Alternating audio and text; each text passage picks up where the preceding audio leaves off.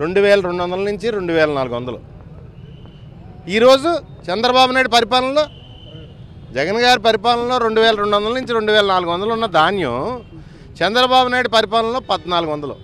అంటే ఈ రాష్ట్రంలో ఉన్న రైతుల్ని కూటమి ప్రభుత్వం దోచుకు తింటుంది. దాని గురించి ఆయన కార్యాచరణ ప్రకటించారు రైతుల మద్దతుగానే. మా పార్టీ రైతుల మద్దతుగా ఉండడం కోసం ఆయన కార్యాచరణ ప్రకటించారు. మీకు ఏమైనా దమ్ముంటే జగన్ గారు ఇచ్చిన మద్దతు ధరతో పాటు 2200, 2400 రేటు రైతులకు ఇవ్వండి. మీ మంత్రి ఏమంటాడు, మాకు చేత కావట్లేదని డైరెక్ట్గా మీ మంత్రి నాదెండ్ల మనోహర్ ఒప్పుకుంటాడు. మీ కూటమిలో మంత్రి మాకు చేతన అవ్వట్లేదు, మేము ఫెయిల్ అయ్యామని చెప్పేసి డైరెక్ట్గా మంత్రి ఒప్పుకుంటాడు.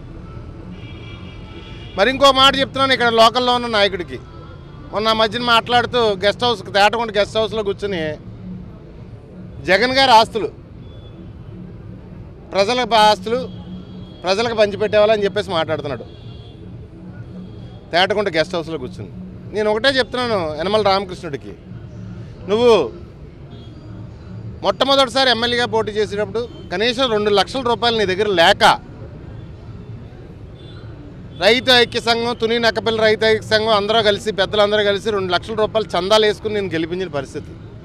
అంటే నీ దగ్గర డబ్బు లేక తునిలో పెద్దలందరూ డబ్బులు వేసుకుని నేను గెలిపించిన పరిస్థితి. ఈరోజు నీ దగ్గర డిస్టిలరీలు, భూములు, వేలాది కోట్ల ఆస్తులు నీ దగ్గర. ముందు ఆస్తులన్నీ కూడా పేద ప్రజలకు సంబంధించిన ఆస్తులు కాబట్టి, నువ్వు అన్యాయంగా అక్రమంగా సంపాదించి అనుభవిస్తున్నావు కాబట్టి ఆ పేద ప్రజల ఆస్తుల్ని పేద ప్రజలకు ముందు నువ్వు పంచిపెట్టి అందరికీ నీతులు కబుర్లు చెప్తే, శుద్ధలు చెప్తే బాగుంటుందని చెప్పేసి నా ఉద్దేశం. అదే చెప్తున్నాను, నేను పేపర్లో వచ్చింది. నేను 1940 టైం నుంచి మా కుటుంబం బంగారం వ్యాపారంలో ఉంది. నేను భూమిని కొనుక్కున్నాను. నిన్న మొన్న చంద్రబాబు నాయుడు భూమి కొనుక్కున్నాడు రాజధానిలో.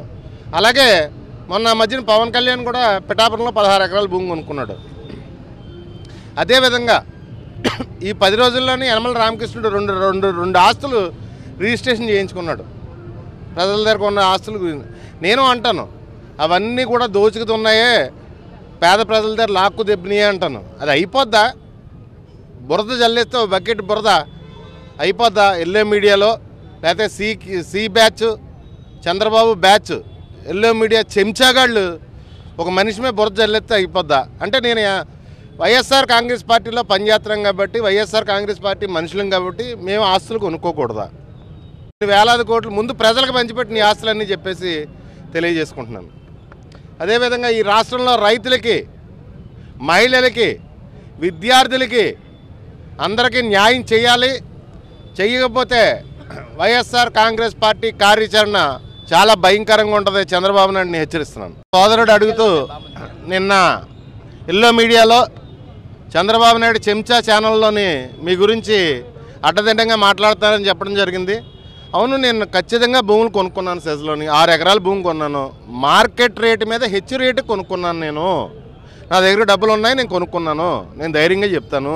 రైతులు అమ్మారు, రైతులు అమ్మితే రైతుల దగ్గర నేను కొనుక్కున్నాను. ఏ రైతన్నా మీ దగ్గరకు వచ్చి నా భూమి తక్కువ రేటు కొన్నాడని చెప్పారా? ఎవరన్నా కంప్లైంట్ చేశారా? అలాంటిది ఏం లేదే. మార్కెట్ రేటు మీద హెచ్చు రేటు కొనుక్కున్నాను నేను. Thank you.